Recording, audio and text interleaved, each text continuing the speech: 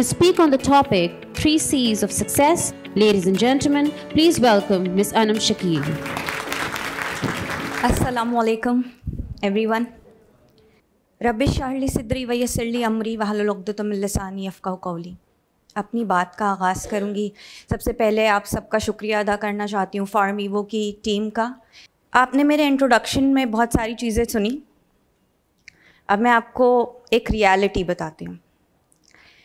क्या अपनी माँ जैसी बनोगी? ये एक जुमला सुनने में तो बहुत अच्छा लगता है कि आप अपनी माँ की तरह बनेंगे, लेकिन अगर यही जुमला आपसे ताने की फॉर्म में कहा जाए और आप बहुत छोटे हों तो आपको कैसा लगेगा? ये वो जुमला था, ये वो ताना था जो मुझे अपनी लाइफ में सबसे पहले सुनने को मिला। और घर की एक फैमिली मेम्बर ने मेरी अम्मी को यूँ कहा, मेरी टूटी फूटी सी नज़म थी, मुझे कुछ याद नहीं थी, तो मुझे कहा गया कि क्या तुम अपनी माँ जैसी बनोगी? मेरी वालदा वहाँ से उठी और कमरे में आ गई। उस वक्त मुझे समझ में आई कि कुछ गलत हुआ है। छोटी बहुत थी, ये जुमला समझने की उस वक्त सेंस नहीं थी कि क्या अपनी माँ जैसी बनोगी। दुख हुआ, अम्मी को रोते देखा, अम्मी कमरे में आई, अम्मी ने समझाया, बेटा मैं चाहती हूँ कि तुम पढ़ाई करो। इस बात का पस मंज़र ये था कि मेरी वालदा जो हैं वो बहुत कम पढ़ी लिखी थी और मेरी जो ग्रैंड मदर हैं उनकी टांग टूट जाने की वजह से एक एक्सीडेंट में वो अपनी पढ़ाई को कंप्लीट नहीं कर सकी थी। तो मेरी फैमिली की एक मेंबर ने उनको ये ताना देते हुए कहा कि शायद तुम अपनी बेटी को भी अपनी तरह ही बनाओगी और ये भी ऐसे ही रहेगी।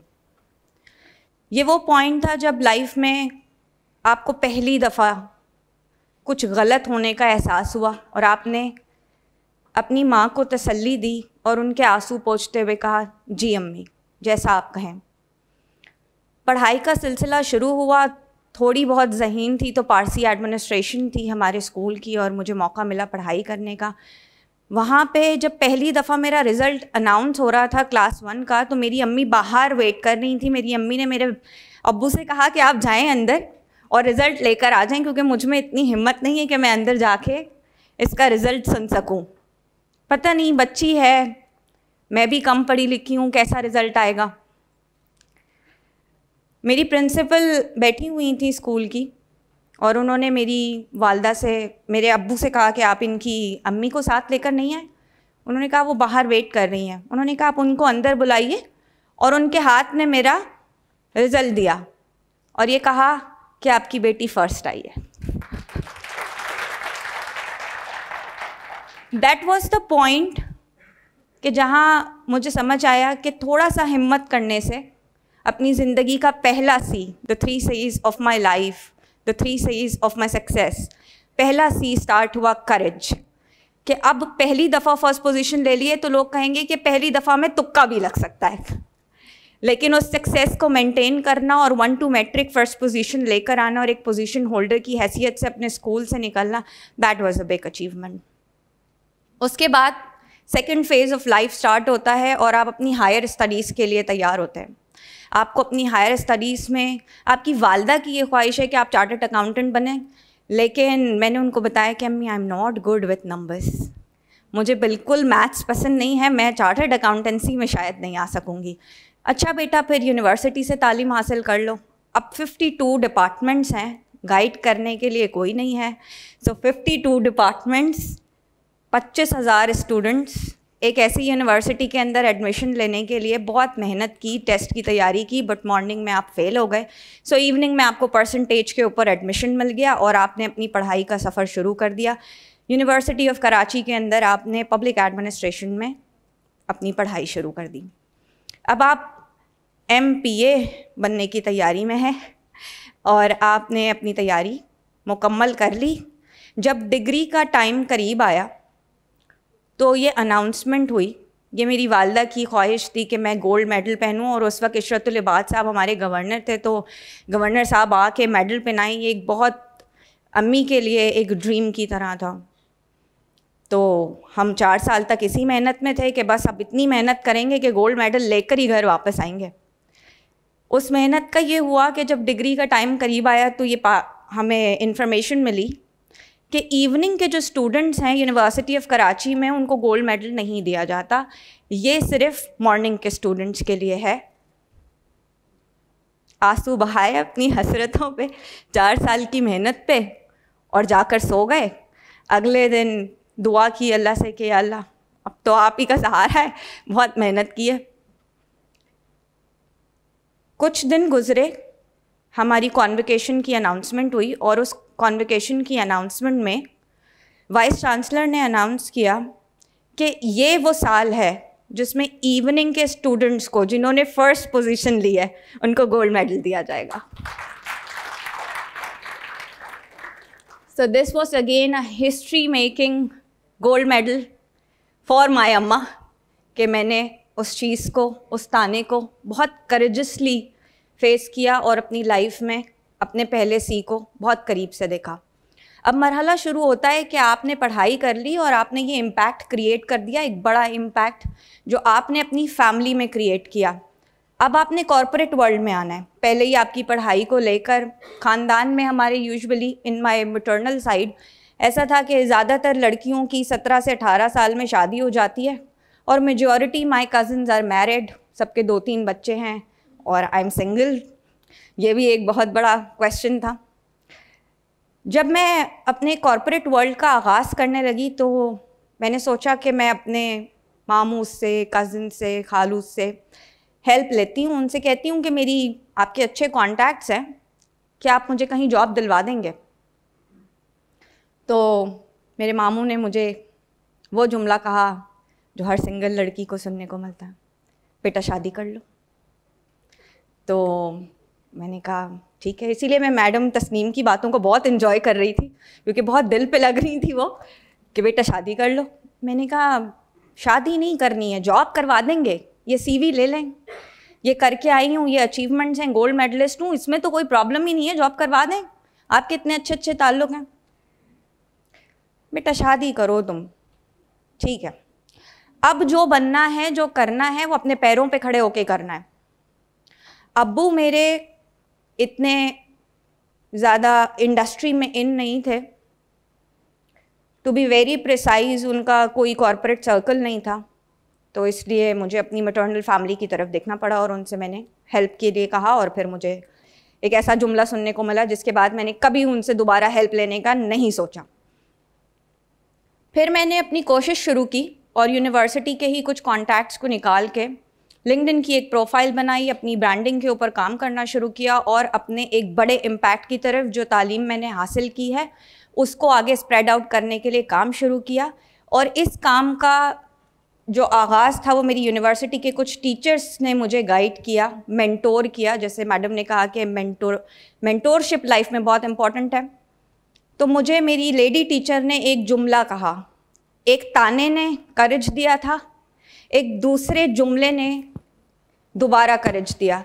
अनम तुम में बहुत पॉजिटिव एनर्जी है, अगर तुम इसे यूज़ करोगी कहीं तो बहुत अच्छा होगा, कहीं पॉजिटिवली यूज़ करो। मैम ये तो बहुत ही वाइड जुमला है, बहुत ही ब्रॉडन, इसका हॉरिज़न बहुत ब्रॉड है, मैं किस तरीके से करूँगी? सोचो। ठीक है, सोचना शुरू किया तो मैंने देखा कि मेरी यूनिवर्सिटी के अंदर, एक पब्लिक सेक्टर यूनिवर्सिटी के अंदर मैं पढ़ाई करती हूँ, यहाँ कॉरपोरेट से रिलेटेड बहुत कम लोग आते हैं, तो क्यों ना इसी तरीके से काम शुरू किया जाए और कॉरपोरेट और इंडस्ट्रीज़ और एकेडमिया और यूनिवर्सिटीज़ के दरमियान एक ऐसा ब्रिज बना जाए जो कि करियर से आपको मैच करता हो, आपके कॉलेज से लेके आपके करियर तक आपको ज्वाइन करता हो। और यहाँ से मैंने एक क्लब बनाया जिसमें मैंने अब तक 2011 से लेकर 2022 तक 10,000 स्टूडेंट्स के साथ अब तक काम कर चुकी हूँ। ये वो 10,000 स्टूडेंट्स थे जिनको वॉलंटियरशिप अपॉर्चुनिटीज़, जिनको जॉब अपॉर्चुनिटीज़, जिनको करियर गाइडेंस प्रोवाइड की गई। और वो आज सिर्फ ये नहीं कि मैं यहाँ खड़ी हूँ, आज बहुत सारे ऐसे स्टूडेंट्स हैं जिनकी लाइफ चेंजिंग मोमेंट्स को मैंने इन्जॉय किया, ये देखते हुए कि आपने मुझे गाइड किया था। जिस तरह मुझे मेरी लाइफ में गाइडेंस मिली, इसी तरीके से फिर मैंने लोगों को गाइड करना शुरू किया। इसके बाद एक बड़ा इम्पैक्ट क्रिएट करना था और इस इम्पैक्ट के लिए एक लक अच्छी थी फॉर्चुनेटली मेरी कि मुझे एक टेक्नोलॉजी कंपनी के साथ एसोसिएट होने का मौका मिला। उस टेक्नोलॉजी इंडस्ट्री में 2 यंग भाई एक कॉन्फ्रेंस अरेंज करना चाहते थे, जिसमें वो चाहते थे कि पाकिस्तान भर से बिजनेस आइडियाज़ को, टेक्नोलॉजी के आइडियाज़ को एक प्लेटफॉर्म पर लेकर आया जाए और उन्हें एक ऐसे बंदे की ज़रूरत थी जो कि कनेक्ट कर सके इंडस्ट्री को एकेडमिया से। तो लकीली मेरे क्लब के पेज से मुझे एक मैसेज आया and I have joined that organisation कि अगर आप हमारे साथ काम करें, बिकॉज हम ये काम कर रहे हैं। I said okay. I was very fortunate enough कि जिस तरह मैडम तस्नीम ने हरासमेंट की बात की, उस तरीके का माहौल मुझे नहीं मिला और मैं एक ऐसी ऑर्गेनाइजेशन के अंदर पहुंच गई जहां पे मुझे बहुत सपोर्ट किया गया, मेरे आइडियाज़ को ब्राइट समझा गया और कहा गया कि ठीक है, इस पे काम करना शुरू करते हैं। और उस सिंगल हैंडेडली इवेंट की मैं आपको बात बताऊं कि जब टेक्नोलॉजी में मैंने अपना कदम रखा और मैंने काम करना शुरू किया बैक इन 2015, उस वक्त टेक्नोलॉजी में इतना ज़्यादा, सिर्फ फेसबुक अकाउंट बनाने पे भी बहुत सारी ख़वातीन को चैलेंजेस थे कि आपका फेसबुक अकाउंट है, मतलब बहुत ही मायूब समझा जाता था। टेक्नोलॉजी में अगर बात की जाए तो हमारे जितने भी रोल मॉडल्स की बात की जाती थी वो सारे मेल ही होते थे। स्टीव जॉब्स की बात करते थे, मार्क जुकरबर्ग की बात करते थे, तो कोई फीमेल इंस्पिरेशन या फीमेल रोल मॉडल तो वैसे भी नहीं नज़र आ रहा था हमें। अब टेक्नोलॉजी में आने के बाद 70 मर्द हजरात थे मेरी कंपनी में और उसमें मैं एक अकेली बंदी जो कि प्रोजेक्ट हेड के तौर पर इस इवेंट को लेके चलने वाली है। एक ऐसा बड़ा इवेंट जिसको चेयर करने वाले हैं chairman Shaukat Khanum, who is the prime minister right now. एक ऐसी पोजीशन के ऊपर जाना और मर्द हजरात का अनफॉर्चुनेटली इनसिक्योर थोड़ा सा हो जाना कि शायद ये हमारी पोजीशन पर आ जाएगी या शायद ये परफॉर्म अच्छा करेगी तो इसको प्रमोशन मिल जाएगी। उस माहौल में काम करते हुए ख़ुद को प्रूफ करना और ये बताना कि टेक्नोलॉजी इंडस्ट्री के अंदर भी ख़वातीन आगे आ सकती हैं। हमने एक ऐसा इवेंट ऑर्गेनाइज़ किया जिसमें 300 बिजनेस आइडियाज़ को, टेक्नोलॉजी के आइडियाज़ को पूरे पाकिस्तान से इनवाइट किया। एक्सपो सेंटर कराची में 10,000 लोगों ने इस इवेंट को अटेंड किया, जिसमें पूरे वर्ल्ड से इन्वेस्टर्स को इनवाइट किया गया, जिसमें टेक्नोलॉजी जायंट्स को इनवाइट किया गया। वो कंपनीज जिनका नाम हमने सिर्फ सुन रखा था, फेसबुक, अमेज़ॉन, गूगल, इनके रिप्रेजेंटेटिव्स को कराची में लेकर आना, एक्सपो सेंटर में लेकर आना, उनकी सिक्योरिटी कंसर्न्स, उन सारी चीज़ों को मैनेज करते हुए हमने एक ग्रैंड इवेंट को ऑर्गेनाइज़ किया जहां पर हमने इस करदू जैसी सिटीज़ से लड़कियों को यहां पर लेकर आए और उनके बिजनेस आइडियाज़ को सपोर्ट किया।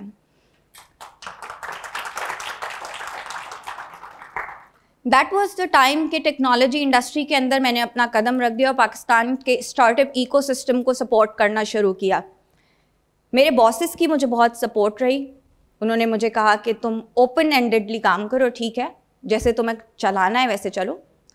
मगर फिर कुछ हमारे कॉर्पोरेट वर्ल्ड के जो रूल्स हैं उसमें ऑफिस पॉलिटिक्स सबसे ऊपर आ जाती है।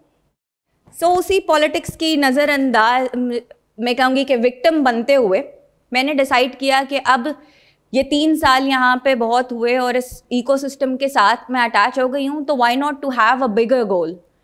सो मैंने उसी स्टार्टअप इकोसिस्टम में से एक और एरिया को चूज़ किया और वो एरिया मेरे पास था जिसमें मैंने फाइनेंशियल टेक्नोलॉजी यानी कि फिनटेक की इंडस्ट्री को चूज़ किया। और इस वक्त मैं पाकिस्तान की लीडिंग फिनटेक कंपनी के साथ as a head of corporate communications काम कर रही हूँ। और पाकिस्तान में इस वक्त ये नेटवर्क इतना बड़ा हो गया है, ये कंपनी इतनी बड़ी है कि इसने ICC वर्ल्ड कप 2019 की पहली पाकिस्तान की कंपनी थी जो उसकी रीजनल स्पॉन्सर थी।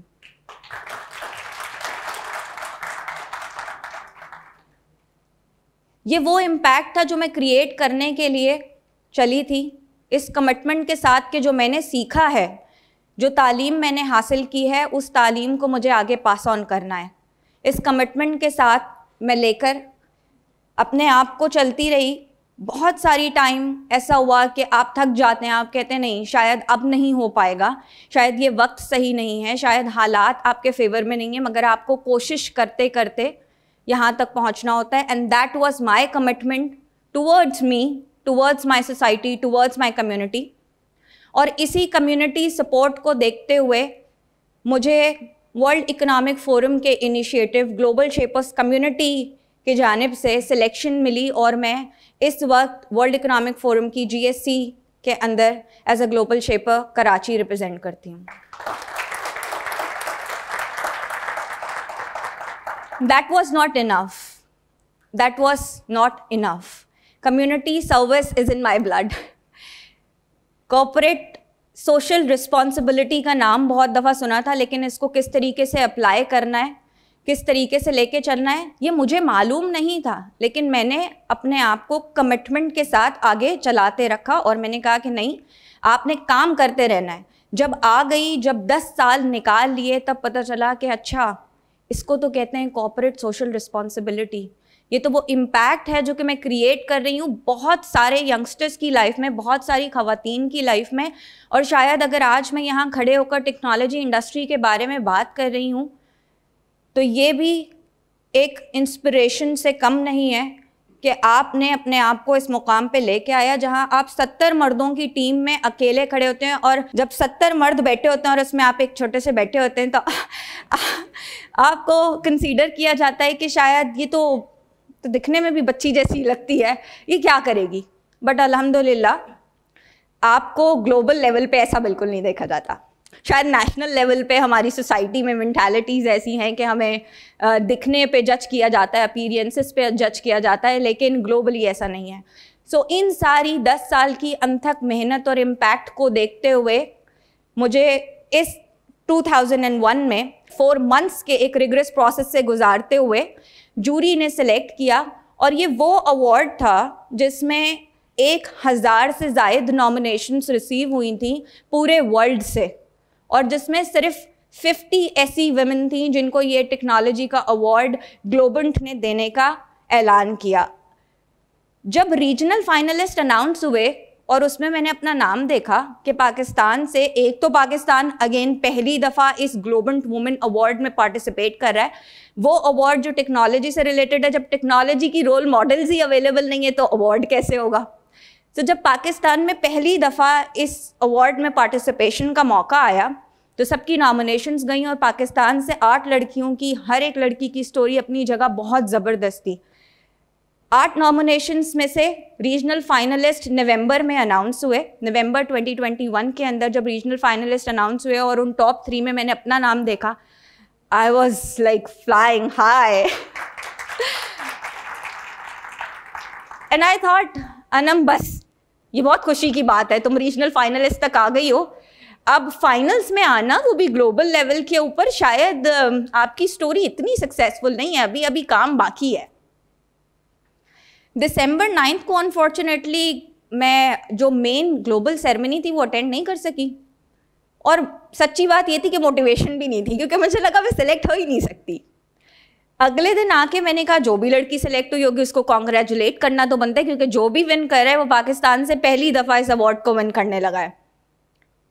And when I open the website और अपना नाम देखा कि पाकिस्तान की पहली लेडी जिसने विन किया है global women award, that was a big huge moment in my life.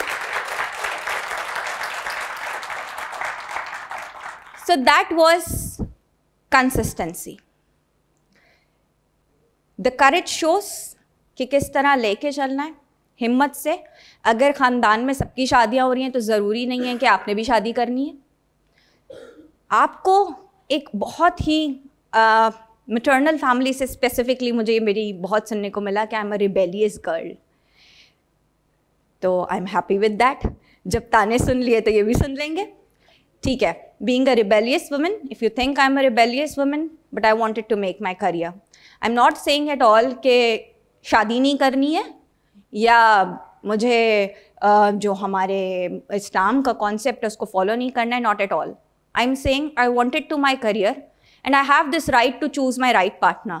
So जब तक कि मुझे लगता नहीं कि I'm ready for this, I'm happy with it. जैसे मैडम तस्नीम ने कहा कि ज़रूरी नहीं है कि मैं एक मर्द को साथ लटका लूँ.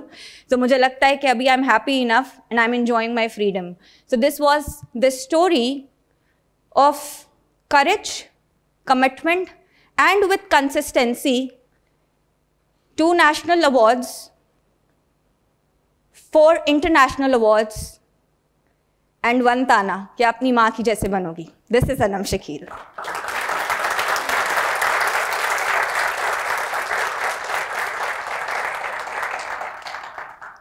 Thank you so much for having me. इतने ज़बरदस्त मेंटोर्स के सामने बात करना, मुझे लगता है कि आज मैंने अपनी लाइफ में एक और अचीवमेंट हासिल की है कि इतने रिस्पेक्टेड गेस्ट के सामने with the CEOs, with the MDs, I am speaking at this moment. So thank you so much.